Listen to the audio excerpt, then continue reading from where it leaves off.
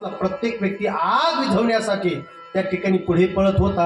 हातामध्ये महाराज जे काही पात्र आपल्या येईल ते पात्र घेऊन महाराज त्या आगीमध्ये पाणी टाकत होता। प्रत्येक जण आपापल्या परीने त्या ठिकाणी आग विझवण्याचा प्रयत्न करत होता।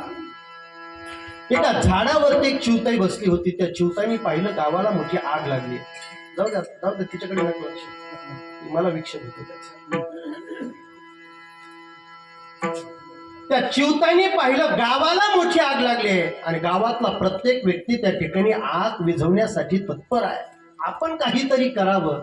ती चिवताई महाराज तळ्यावरती जायची, आपल्या चोचेत पाणी घ्यायची, गावात यायची आणि त्या असणाऱ्या महाराज आग्नीत ती असणारी चोचेतलं पाणी टाकायची, पुन्हा तळ्यावरती जायची, चोचीमध्ये पाणी घ्यायची, आग्नेत आणून टाकायची।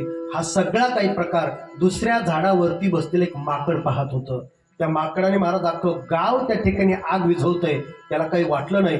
पण चिवताई ज्या काळात चोचेत पाणी आणून आगेत टाकते हे पाहिल्याच्या नंतर, तिची सहकार्याची भावना पाहिल्याच्या नंतर त्या माकडाला जरा वाईट वाटलं।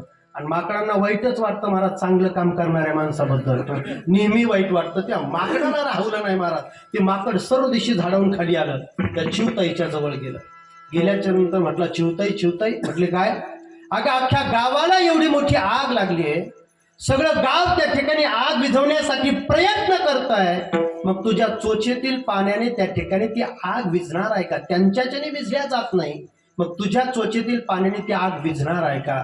त्या काळात ती चिवताई सांगते, माकड दादा तुझं म्हणणं बरोबर आहे। अरे सगळं गाव त्या ठिकाणी आग विझवण्याचा प्रयत्न करतंय, त्यांच्याच्याने त्या ठिकाणी असणारी आग विझवल्या जात नाही, माझ्या चोचेतील पाण्यानेही आग विझणार नाही याचं मला ज्ञान आहे। पण लक्षात ठेव माकड दादा, ज्या दिवशी गावाचा इतिहास लिहिला जाईल ना, त्या दिवशी माझं नाव सहकार्य करणाऱ्याच्या यादीत असेल आणि तुझं नाव त्या ठिकाणी पाहणाऱ्याच्या यादीत असेल। म्हणून सहकार्य करणाऱ्या माणसाची महाराज नेहमी इतिहास दखल घेतो। ती खारुताई, तिला कुठल्याही प्रकारची किंमत नाही, पण रामायणामध्ये सुद्धा तिचा उल्लेख आहे। आणि म्हणून तेव्हापासून जुनी माणसं म्हणत असतात, चांगल्या कार्यात आपला खारीचा सुद्धा वाटा बरं आसाबा महाराज। त्या खारुताईला पाहिलं, भगवान स्वतः उठल्याच्या नंतर आपल्या हातात मोठी शिळा घेतल्याच्या नंतर आपणही सेतुबंधनासाठी